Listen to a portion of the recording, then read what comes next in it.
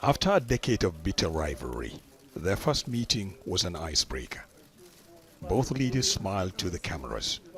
Then President Alassane Ouattara invited his predecessor into a palace he was forced to leave 10 years ago.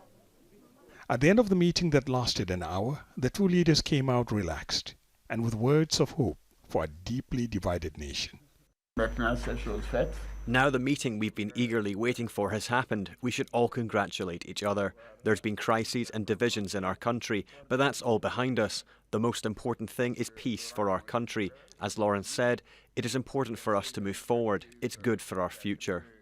On his part, Laurent Gbagbo asked that Ivorians jailed for their roles in the country's political crisis be set free.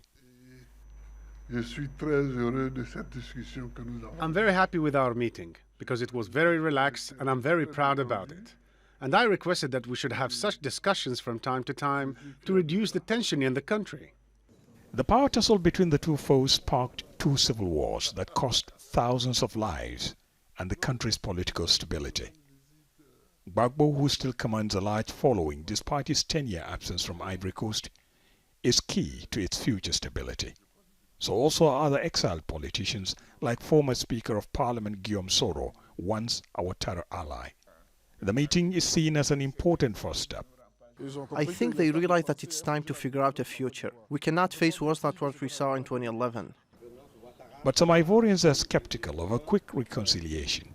These victims and families of those killed during the country's wars gathered to lay a wreath hours before the meeting. If they want to reconcile, they can. But that should come at the expense of the victims of their political rivalry. If victims are not involved and are not happy, they might as well expel us from the country.